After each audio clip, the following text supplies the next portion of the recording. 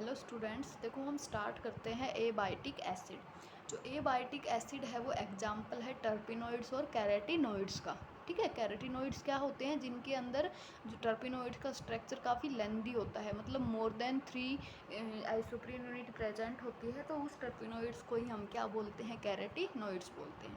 ठीक है, तो एबायोटिक एसिड एग्जाम्पल है हमारे पास कैरेटिनोइड्स का। जो एबायोटिक एसिड होता है उसको हम रेजिन एसिड भी बोलते हैं, क्योंकि हम इसको प्लांट से लेते हैं। प्लांट से जो लिक्विड हम लेते हैं उसको हम क्या बोलते हैं? रेजिन बोलते हैं। तो ये एक तरह से हमारे पास क्या है? रेजिन एसिड होता है। इसके अंदर कार्बोक्सिलिक ग्रुप प्रेजेंट होता है, इसलिए हम इसको रेजिन एसिड बोलते हैं। ये हमें कौन कौन से प्लांट से मिलता है? टर्पेंटाइन प्लांट से मिलता है, और ये वाइडली सेपरेट होता है कोनिफर्स। कोनिफर्स होते हैं ना, जिनकी पत्तियाँ कटीली टाइप में होती है, उनको हम कोनिफर्स बोलते हैं, जैसे साइकस वगैरह होते हैं। फिर ये पाइनस के अंदर भी प्रेजेंट होता है, जो चीड़ के पेड़ होते हैं, लंबे लंबे पेड़ होते हैं, या फिर जिनका ट्री का जो स्टेम होता है वो काफ़ी ब्रॉड होता है, जिसके अंदर लिक्विड भरा होता है, उन प्लांट्स के अंदर भी हमें एबायोटिक एसिड देखने को मिलता है। ठीक है, फिर इसको हम निकालते कैसे हैं कि जो हमारे पास प्लांट होता है उसके अंदर हम सीजर से या फिर जो कैंची वगैरह होती है या ब्लेड वगैरह होती है उससे कट लगा देते हैं, और उस कट में से फिर वो लिक्विड बाहर की साइड आना शुरू हो जाता है ना। रबर के प्लांट आपने छोटी क्लासेज की जो बुक्स होती थी उसके अंदर देखा होगा कि जो रबर प्लांट होते हैं उसमें कट लगाया और उसके साथ में एक कोई पोट या एक बर्तन बांध देते थे, जिसके अंदर वो लिक्विड जो निकलता था वो इकट्ठा हो जाता था, फिर उससे हम रबड़ की फॉर्मेशन करते थे। तो वैसा ही सेम इसमें होता है कि इसमें हम एक कट लगा देते हैं और वहाँ से एक लिक्विड निकलने लग जाता है। उस लिक्विड को हम क्या बोलते हैं? ओलियो रेजिन बोलते हैं, क्योंकि ये मिक्सचर होता है, इसमें काफ़ी सारे एक्स्ट्रा सब्सटेंस भी प्रेजेंट होते हैं। इससे हमें एबायोटिक एसिड लेने के लिए हम इस ओलियो रेजिन को स्टीम डिस्टिलेट करते हैं, स्टीम डिस्टिलेशन के थ्रू प्योरीफाई करते हैं। जो वोलेटाइल ऑयल प्रेजेंट होता है वो इवेपोरेट हो जाता है, जो नॉन वोलेटाइल सब्सटेंस होता है वो उसके अंदर बच जाता है, जिसको हम रोजिन बोलते हैं या फिर रेजिन एसिड बोलते हैं या फिर एबायोटिक एसिड बोलते हैं। ठीक है, फिर हम बताते हैं कि जो एबायोटिक एसिड होता है वो आइसोमेरिक फॉर्म है नियो एबायोटिक एसिड की और लीवोपाइमेरिक एसिड की, है ना। आइसोमेरिक फॉर्म का मतलब क्या है? ये हमारे पास नियो एबायोटिक एसिड है, इसके इस बॉन्ड को हमने यहाँ पे शिफ्ट किया, इस वाले बॉन्ड को यहाँ पे शिफ्ट कर दिया, तो ये किस में कन्वर्ट हो गया? एबायोटिक एसिड के अंदर कन्वर्ट हो गया। शिफ्टिंग ऑफ बॉन्ड किया है, बॉन्ड को रोटेट किया है, तो इसको ही हम क्या बोलते हैं? आइसोमेरिज्म या आइसोमर। तो इसका जो एबायोटिक एसिड है वो इसका भी आइसोमर होता है और इसका भी आइसोमर होता है। इसके अंदर भी हम बॉन्ड को शिफ्ट करते हैं, इस बॉन्ड को यहाँ शिफ्ट किया, इस बॉन्ड को यहाँ पे शिफ्ट किया, तो जब हमने बॉन्डिंग की शिफ्टिंग की तो ये एबायोटिक एसिड के अंदर कन्वर्ट हो गया। जब हम सिर्फ बॉन्ड को ही शिफ्ट करते हैं, बॉन्ड को ब्रेक नहीं करते हैं, तो उसको ही हम क्या बोलते हैं? आइसोमेरिज्म बोलते हैं। आइसोमर्स की फॉर्मेशन होती है। तो जब इसके बॉन्ड को शिफ्ट किया तो ये आइसोमर बन गया, इसके बॉन्ड को भी शिफ्ट किया तो ये आइसोमर बन गया, और यही हमारे पास क्या है? एबायोटिक एसिड होता है। इसलिए हम बोलते हैं कि जो एबायोटिक एसिड है वो आइसोमेरिक फॉर्म है नियो एबायोटिक एसिड की और लेवोपाइमेरिक एसिड की। ठीक है, फिर हमारे पास स्ट्रक्चर आता है कि जो एबायोटिक एसिड है ये उसका स्ट्रक्चर होता है, एक कार्बोक्सिलिक ग्रुप होता है, एक मिथाइल ग्रुप यहाँ पे है, एक यहाँ पे है, और आइसोप्रोपाइल ग्रुप होता है, दो इसके अंदर डबल बॉन्ड प्रेजेंट होते हैं। फिर हम देखते हैं कंस्टिट्यूएंट ऑफ एबायोटिक एसिड, मतलब कौन कौन से एटम्स, सब्सटेंस, ग्रुप्स इसके अंदर प्रेजेंट होते हैं और कौन सी पोजीशन पे प्रेजेंट होते हैं, वो हम इसके अंदर देखते हैं। आप इसको कह सकते हो general method of structure evolution. ठीक है, ये टॉपिक, ये भी आप इसको बोल सकते हो, या स्ट्रक्चर डिटर्मिनेशन भी बोल सकते हो। तो इसके अंदर हम फर्स्ट देखते हैं मोलिकुलर फार्मूला। ठीक है, मोलिकुलर फार्मूला को हम किससे पता लगाते हैं?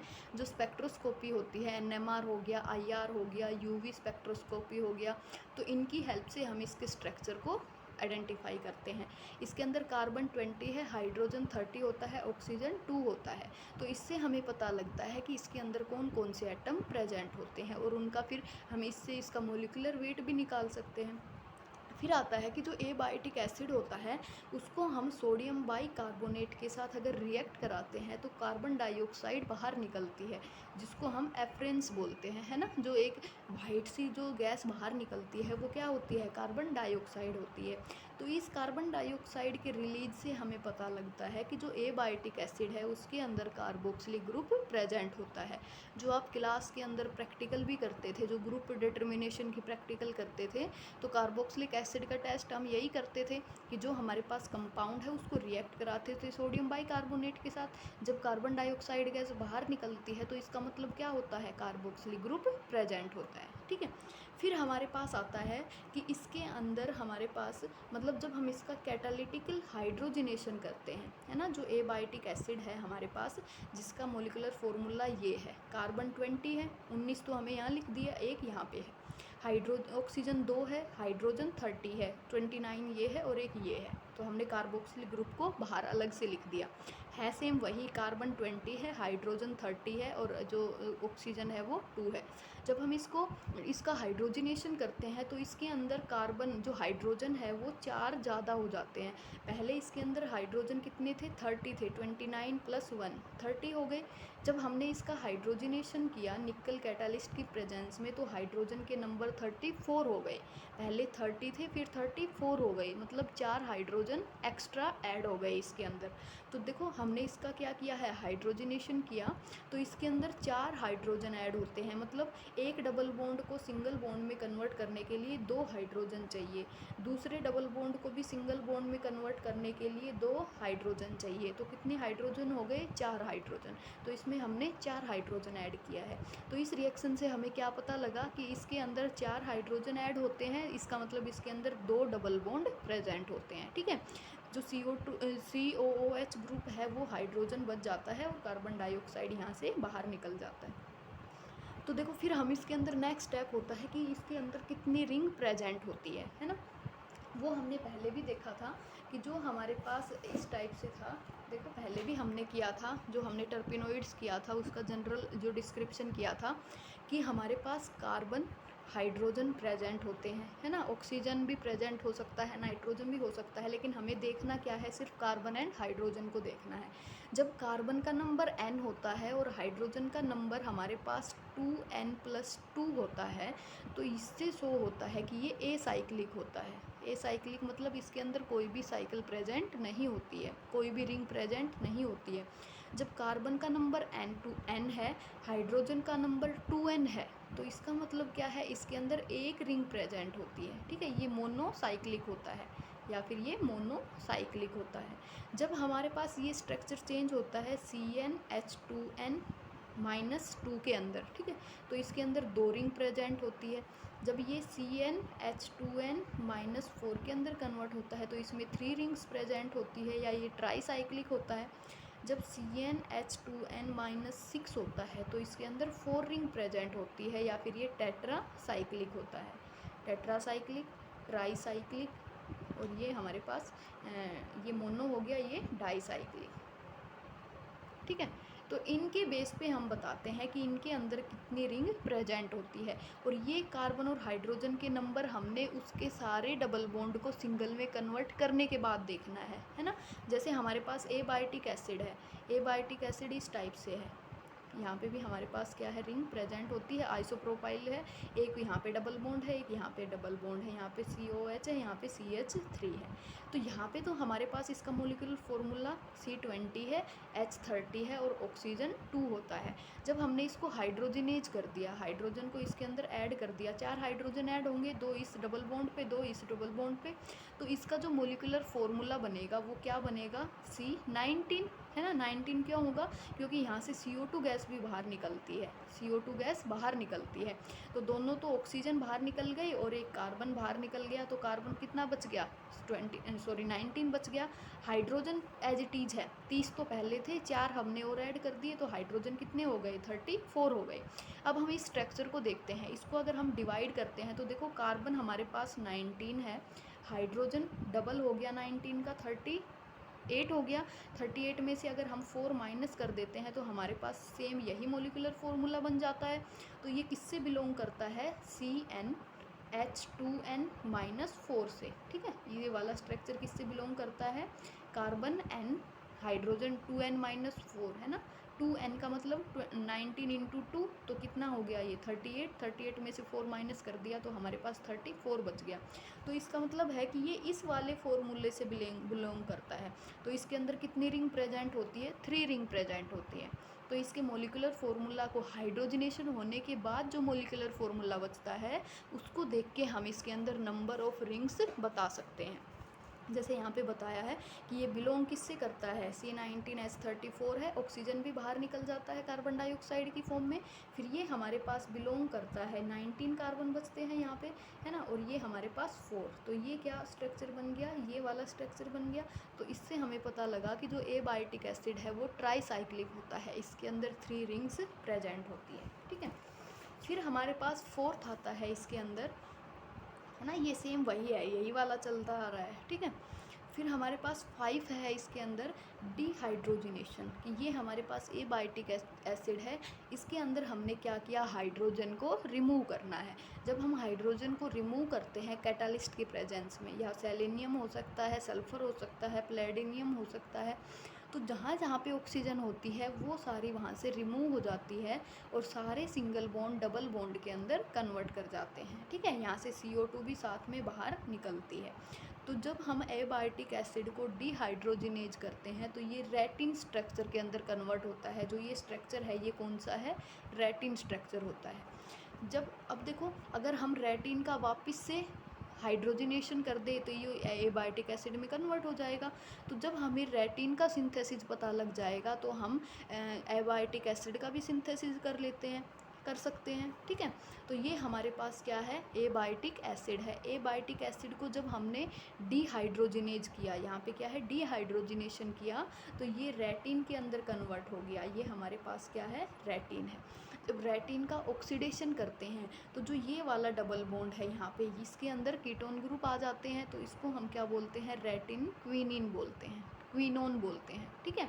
मतलब कि जो यहाँ पे ये डबल बॉन्ड है, एक डबल बॉन्ड यहाँ पे है, एक डबल बॉन्ड यहाँ पे है, एक डबल बॉन्ड यहाँ पे है। तो देखो यहाँ पे क्या है, यहाँ पे जो ये वाला डबल बॉन्ड है ये तो इस रिंग के साथ भी इंक्लूड है और ये इस रिंग के साथ भी इंक्लूड है। तो जो ऑक्सीडेशन होगा वो इस वाले बॉन्ड का होगा, ठीक है। तो यहाँ पे भी कीटोनिक ग्रुप आ गया और यहाँ पे भी कीटोनिक ग्रुप आ गया। अब हम इसका क्या करते हैं, KMnO4 के साथ इसकी रिएक्शन कराते हैं। KMnO4 के साथ जब हम रिएक्शन कराते हैं तो देखो ये वाला बॉन्ड यहाँ पे शिफ्ट होगा, ऑक्सीजन पे आएगा नेगेटिव चार्ज, कार्बन पे आएगा पॉजिटिव चार्ज। तो ये वाला बॉन्ड शिफ्ट कर जाएगा इस कार्बन के ऊपर और ये CO यहाँ से बाहर निकल जाएगा, ठीक है। CO कार्बन मोनोऑक्साइड यहाँ से बाहर निकल जाएगा और यहाँ से इन दोनों के बीच में बॉन्डिंग हो जाएगी। जो यहाँ पे ये बॉन्डिंग हो गई, ये वाला CO यहाँ से रिलीज कर गया, ठीक है। अब देखो अब हमारे पास क्या है, यहाँ पे देखो ये क्या है, CH3 ग्रुप प्रेजेंट होता है। जब हमने इसका ऑक्सीडेशन किया यहाँ पे तो साथ में इसके साथ ये जो CH3 है इसका ऑक्सीडेशन करेंगे तो ये कार्बोक्सिलिक ग्रुप के अंदर कन्वर्ट हो जाता है। जब हम एल्काइल का क्या करते हैं, ऑक्सीडेशन करते हैं, तो ये एल्कोहल के अंदर चेंज होता है, ठीक है। एल्कोहल का ऑक्सीडेशन करते हैं तो ये कीटोन या एल्डिहाइड के अंदर चेंज होता है, कीटोन या फिर एल्डिहाइड। जब हमने कीटोन और एल्डिहाइड का ऑक्सीडेशन किया तो ये किस में चेंज होता है, कार्बोक्सिलिक एसिड में चेंज होता है। जब हम एक बार में ही स्ट्रॉन्ग ऑक्सीडाइजिंग रिएजेंट यूज करते हैं तो alkyl group direct carboxylic acid में चेंज कर जाता है। तो जब हमने CH3 को ऑक्सीडाइज किया स्ट्रॉन्ग ऑक्सीडाइजिंग एजेंट के अंदर तो ये किस में कन्वर्ट हो गया, कार्बोक्सिलिक ग्रुप के अंदर कन्वर्ट हो गया। सेम वही यहाँ पे होता है, ये भी क्या है, एल्काइल ग्रुप है। जब स्ट्रॉन्ग ऑक्सीडाइजिंग एजेंट यूज किया है तो वो भी इस आइसोप्रोपाइल ग्रुप को कार्बोक्सिलिक एसिड के अंदर कन्वर्ट कर देता है, ठीक है। फिर हम इसकी रिएक्शन करते हैं किसके साथ, KOH के साथ। जब KOH के साथ रिएक्शन करेंगे तो यहाँ से देखो ये हमारे पास बॉन्ड यहाँ पे शिफ्ट होगा। जब यहाँ पे बॉन्ड शिफ्ट होगा तो कार्बन पे क्या आएगा, पॉजिटिव चार्ज आएगा। फिर ये OH जाके इस कार्बन के ऊपर बाइंड कर जाएगा और ये वाला बॉन्ड यहाँ से ब्रेक हो जाता है, ठीक है, और ये इसके अंदर कन्वर्ट कर जाता है। तो इससे हमें क्या पता लगा कि जो हमारे पास स्ट्रक्चर है वो मेनली इसके अंदर क्या है, ये ग्रुप प्रेजेंट होते हैं, ठीक है। अब हम इसके अंदर देखते हैं, देखो अब हमने रेटिन से देख लिया, ऑक्सीडेशन करके देख लिया कि एबायोटिक एसिड के अंदर क्या क्या प्रेजेंट हो सकता है। अब हमारे पास सिंथेसिस आता है। जब हम जो रेटिन है उसका सिंथेसिस कर लेंगे तो हम एबायोटिक एसिड का भी सिंथेसिस कर लेंगे। रेटिन का ऑक्सीडेशन कर देते हैं, हाइड्रोजन ऐड कर देते हैं उसमें, ऑक्सीडेशन नहीं, जब हाइड्रोजन को ऐड करते हैं तो वो एबायोटिक एसिड में कन्वर्ट कर जाता है। तो यहाँ से हम क्या करते हैं, जो रिटेन है उसकी फॉर्मेशन देखते हैं, ठीक है। जो रिटेन है उसकी फॉर्मेशन करते हैं। तो हमने यहाँ पे क्या लिया है, दो बेंजीन रिंग को आपस में फ्यूज करके लिया है। जब हम इसकी रिएक्शन कराते हैं एल्काइल ब्रोमाइड के साथ, तो यहाँ से देखो Br रिलीज होगा और ये वाला कार्बन जाके बाइंड करेगा इस वाले कार्बन के ऊपर, ठीक है। यहाँ पे ये बाइंड कर गया, ये क्या है CH3 और ये भी क्या है CH3, और ये बीच में CH है और ये CH जाके इस कार्बन के साथ बाइंड कर गया। अब हम इसकी रिएक्शन कराते हैं एसिटिक एनहाइड्राइड के साथ। एसिटिक एनहाइड्राइड के साथ रिएक्शन कराएंगे तो देखो ये वाला डबल बॉन्ड तो इस रिंग में इंक्लूड है, तो हमारे पास ये वाला जो डबल बॉन्ड होता है ये मेन फ्री होता है यहाँ पे, ठीक है। तो यहाँ पे देखो हमारे पास एसिटिक एनहाइड्राइड है। एसिटिक एनहाइड्राइड के इस ऑक्सीजन के ऊपर ये बॉन्ड शिफ्ट होगा तो कार्बन पे आएगा पॉजिटिव चार्ज। यहाँ पे क्या है, पाई बॉन्ड है, इस सर्कल का मतलब क्या है, यहाँ पे पाई बॉन्ड है, तो यहाँ पे इलेक्ट्रॉन डेंसिटी ज़्यादा है, तो ये वाला कार्बन इस कार्बन के ऊपर जाके बाइंड होगा।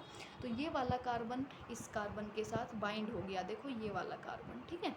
जो यहाँ से यहाँ पे जो हाइड्रोजन है वो रिलीज होगा और ये वाला हाइड्रोजन इस ऑक्सीजन के साथ जाएगा, ठीक है। ये यहाँ से बॉन्ड ब्रेक नहीं होगा, बाद में ब्रेक करेंगे हम इसको। ये वाला ऑक्सीजन के साथ चला गया, ठीक है। तो ये हाइड्रोजन जो यहाँ से H+ की फॉर्म में रिलीज होगा, ये H+ जाके इस ऑक्सीजन के साथ बाइंड करेगा, क्योंकि ऑक्सीजन पे नेगेटिव चार्ज है, तो ये OH के अंदर कन्वर्ट हो गया। साथ में यहाँ पे क्या है यहाँ पे हमारे पास ये CH3 एक तो ऑलरेडी रहता है, ठीक है। तो यहाँ पे हमने क्या कर दिया, CH2, ये हमारे पास क्या है CH2 है, यहाँ पे CH2 है, एक CH2 ये है, और ये हमारा जो ग्रुप है वो एज इट इज़ हमने इसके साथ बाइंड कर दिया, ठीक है। अब देखो हम ये वाला स्टेप है, इसके बाद ये वाला स्टेप है, ठीक है, ये वाला है, यहाँ पे हमने इसको बाइंड करा दिया है ना। देखो दोबारा देखते हैं इस वाले स्टेप को। जब हम एसिटिक एनहाइड्राइड के साथ इसकी रिएक्शन कराते हैं तो जो ये वाला कार्बन है ये इस कार्बन के साथ जाके बाइंड करेगा, ये यहाँ पे बाइंड कर गया। अब देखो हाइड्रोजन हम बाद में रिमूव करेंगे, यहाँ से बाद में ऐड करेंगे इसके ऊपर। पहले हम क्या करते हैं, ऑक्सीजन पे नेगेटिव चार्ज आया, इसको वापस से यहाँ पे बाइंड करा देते हैं, ठीक है। तो ये डबल O की फॉर्म में एज इट इज़ आ जाता है। फिर हमने इसकी रिएक्शन कराई ग्रिग्नार्ड रिएजेंट के साथ, और साथ में क्या है यहाँ पे हमारे पास मीथेनॉल के साथ। मीथेनॉल के साथ जब हम इसकी रिएक्शन कराएंगे तो यहाँ से हमारे पास क्या निकलेगा, H रिलीज होगा, और यहाँ से CH3 आके इस कार्बन के ऊपर बाइंड करेगा, इस ऑक्सीजन के ऊपर, ठीक है। जो ये ऑक्सीजन है इसके साथ बाइंड करेगा, तो ऑक्सीजन के साथ क्या आ गया, ये CH3 बाइंड हो गया, है ना। फिर हमारे पास ग्रिग्नार्ड रिएजेंट है। ग्रिग्नार्ड रिएजेंट कीटोनिक ग्रुप के ऊपर बाइंड होता है, तो इसका जो CH3 है वो देखो दो डबल बॉन्ड होते हैं ऑक्सीजन के साथ, ठीक है। तो एक बॉन्ड के साथ तो CH3 बाइंड हो जाता है, जो दूसरा बॉन्ड बचता है उस पर ऑक्सीजन के साथ जो हाइड्रोजन निकलता है, जो यहाँ से जो ये हाइड्रोजन रिलीज हुआ है ये आके इस OH के साथ बाइंड कर जाता है, ठीक है। फिर हम इसको हीट करते हैं तो यहाँ पे OH है ना, और साथ में हमारे पास यहाँ पे क्या होता है, हाइड्रोजन भी प्रेजेंट होता है ना। यहाँ पे हमारे पास हाइड्रोजन नहीं होगा, देखो दोबारा से देखते हैं। यहाँ पे हमारे पास हाइड्रोजन कहाँ पे है, यहाँ पे है हाइड्रोजन, यहाँ से हाइड्रोजन निकलेगा, यहाँ से OH निकलेगा। OH वाले बॉन्ड को हमने यहाँ पे शिफ्ट किया तो यहाँ से H रिलीज होगा, H2O यहाँ से रिलीज कर गया, और ये जो सिंगल बॉन्ड था ये डबल बॉन्ड के अंदर कन्वर्ट हो गया, ठीक है। CH3 यहाँ पे बच जाएगा, OH को हमने रिमूव कर दिया। फिर हम इसका क्या करते हैं, हाइड्रोजिनेशन करते हैं। HI का मतलब क्या है, ये इसका हाइड्रोजिनेशन करते हैं। हाइड्रोजिनेशन करेंगे तो यहाँ से देखो इस वाले ग्रुप को ये देखो क्या करते हैं, CH3 है, double bond as it is है, यहाँ पे हमारे पास क्या है, कार्बन के साथ डबल बॉन्ड O है। इस वाले बॉन्ड को ऑक्सीजन पे शिफ्ट करेंगे, कार्बन पे क्या आया, पॉजिटिव चार्ज, कार्बन पे पॉजिटिव चार्ज आएगा, तो ये यहाँ पे क्या है, डबल बॉन्ड है, तो इलेक्ट्रोनेगेटिविटी ज़्यादा है, तो ये वाला बॉन्ड जाके बाइंड करेगा इस कार्बन के साथ। तो इस कार्बन और इसके बीच में बॉन्डिंग होगी तो ये वाला ग्रुप यहाँ से निकल जाएगा, ठीक है। तो यहाँ से देखो ये कार्बन का डबल बॉन्ड O है, कार्बन और इसके बीच में ये बॉन्ड हो गया और यहाँ से ये बाहर निकल गया, यहाँ से एक हाइड्रोजन बाहर निकलेगा और यहाँ से ये वाला ग्रुप बाहर निकलेगा, तो क्या हो गया -CH3OH यहाँ से बाहर निकल जाएगा, ठीक है। फिर हम इसकी जिंक की प्रेजेंस में रिएक्शन कराते हैं तो ये क्या करता है, जितने भी ऑक्सीजन है यहाँ पे उनको रिलीज कर देता है, एक तरह से हाइड्रोजिनेशन, ठीक है। जिंक की प्रेजेंस में क्या होता है, डिहाइड्रोजिनेशन होता है। तो यहाँ से जब हम डिहाइड्रोजिनेशन कराते हैं तो सारे जो सिंगल बॉन्ड है वो डबल बॉन्ड के अंदर कन्वर्ट हो जाते हैं और यही जो स्ट्रक्चर होता है वो किसका होता है, रेटिन का होता है, ठीक है। रेटिन का स्ट्रक्चर होता है यहाँ पे। तो हमने क्या कर लिया, रेटिन की फॉर्मेशन कर ली। अब इसके बाद हमारे पास क्या आता है, position of double bond. Position of double bond का हम पता लगाएंगे किसके थ्रू, यूवी स्पेक्ट्रोस्कोपी के थ्रू, ठीक है। तो यूवी स्पेक्ट्रोस्कोपी होती है, उससे हम इसके डबल बॉन्ड का पता लगाते हैं, जो यूवी स्पेक्ट्रोस्कोपी है। और ये अब देखो हम सिंथेसिस देखते हैं, जो एबायोटिक एसिड होता है उसका सिंथेसिस कैसे होता है। तो देखो जो एबायोटिक एसिड है वो किससे मिलके बनेगा, रेटिन, जो रेटिन हमने अभी सिंथेसाइज किया था उससे मिलके बनेगा। जब हम इस रेटिन का ऑक्सीडेशन कर देते हैं तो ये किसके अंदर कन्वर्ट हो जाएगा, एबायोटिक। ऑक्सीडेशन नहीं, हम इसके अंदर हाइड्रोजन को ऐड करते हैं, तो मतलब रिडक्शन करते हैं, है ना। हम यहाँ पे इसका क्या करते हैं, रिडक्शन करते हैं।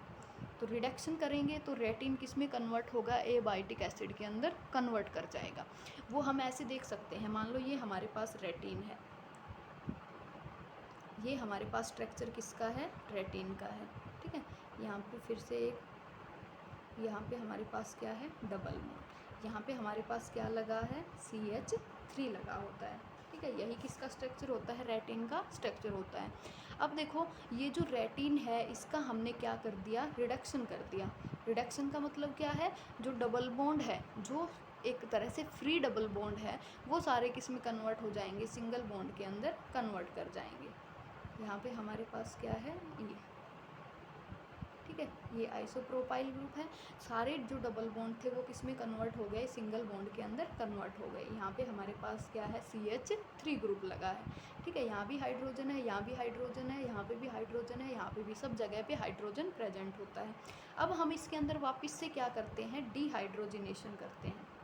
डिहाइड्रोजिनेशन किसकी प्रेजेंस में करते हैं, किसी भी कोई भी आप इसके अंदर कैटलिस्ट जिंक भी यूज कर सकते हो। तो देखो एक हाइड्रोजन यहाँ से निकलेगा, एक हाइड्रोजन यहाँ से निकलेगा, तो यहाँ पे डबल बॉन्ड आएगा, एक हाइड्रोजन यहाँ से निकलेगा, यहाँ पे भी डबल बॉन्ड आएगा, तो ये कन्वर्ट होगा इस टाइप से।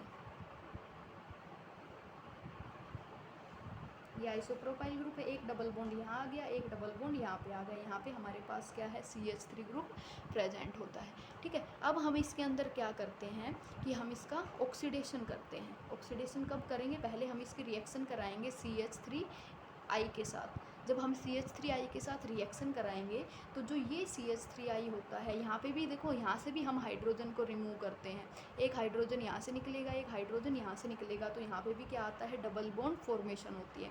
जब हम CH3I को ऐड कराते हैं तो CH3 जाएगा इस पोजीशन के ऊपर और I जाएगा इस पोजीशन के ऊपर, तो यहाँ से ये हमारे पास कन्वर्ट होगा इस टाइप से। ये आइसोप्रोपाइल ग्रुप है, एक डबल बॉन्ड यहाँ आ गया, एक यहाँ पे देखो क्या है, CH3 और यहाँ पे भी क्या है, CH3, ठीक है। यहाँ पे क्या आ गया, I आ गया, है ना, I, या फिर हम हाइड्रोजन भी ऐड कर सकते हैं। I को हम रिप्लेस कर देंगे हाइड्रोजन से, तो डायरेक्ट हम यहाँ पे हाइड्रोजन ही लिख देते हैं, ठीक है। अब देखो हम इसका ऑक्सीडेशन कर देते हैं, लिमिटेड अमाउंट में ऑक्सीडेशन करते हैं, हाई स्ट्रॉन्ग ऑक्सीडाइजिंग रिएजेंट की प्रेजेंस में नहीं करते, वीक ऑक्सीडाइजिंग की प्रेजेंस में करते हैं, ठीक है ना। वीक की अब में आपको बार बार करना पड़ेगा, तो आप वीक की जगह पे स्ट्रॉन्ग ही यूज कर लो, ठीक है। स्ट्रॉन्ग ऑक्सीडाइजिंग रिएजेंट यूज करेंगे तो वो CH3 को किस में कन्वर्ट कर देगा, COOH के अंदर कन्वर्ट कर देगा। जो अभी हमने बताया था कि जब हम एल्काइल ग्रुप का ऑक्सीडेशन करते हैं स्ट्रॉन्ग रिएजेंट की प्रेजेंस में, तो जो CH3 होता है वो कन्वर्ट हो जाता है COOH के अंदर, ठीक है। यहाँ पे एल्काइल ग्रुप तो चलता ही रहा है, ठीक है।